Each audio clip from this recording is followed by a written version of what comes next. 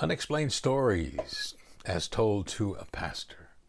Hi, I'm Pastor Ed Alvarez. I wanted to share a quick story that I heard from a church member in one of my churches.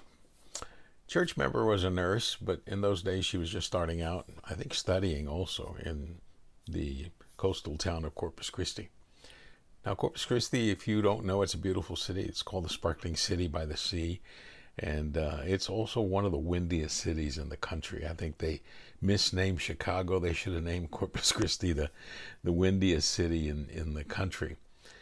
It is rumored that the automatic door was invented in Corpus Christi because of the wind. It was hard for customers to open and hold the door, and so they invented the little mat thing where you would step on and the door would automatically open. Anyway, this woman had just been to her doctor, and the doctor said that she was showing the beginnings of lupus. And lupus can be at times a fatal disease. So she was very sad, very depressed. And so she's driving back to work, and as she's driving along, she sees a nun in habit, with the wind blowing her this way and that. She was an elderly nun. And so she stopped to ask her if she could give her a ride. And the nun agreed, got in the car with her.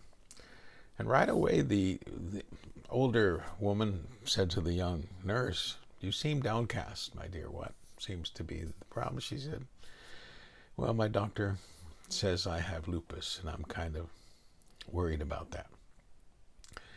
The nun said, "You don't have lupus. You'll be fine." And with that, she said, "Oh, drop me off here." And it was the convent where she lived. The elderly nun got off the car, went into the convent. The nurse drove away. The next visit to her doctor said, "I can't explain it, but you have no signs of you having lupus." And he said, "You can call it a miracle."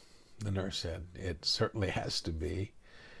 So she was so excited, she drove back to the convent to tell that elderly nun the good news. She went in there, and people there said, "We don't have a nun like that." Finally, one of the other nuns there, a little bit more older in age, pointed to a picture on the wall, said, "Is that the nun you're talking about?" She said, "Yes." She said, "My dear, that's sister whatever, and she's been dead for several years now. She died of lupus." God does incredible things, unexplainable things.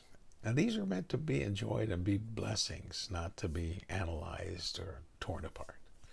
So have a great day. Look out for miracles. Enjoy them.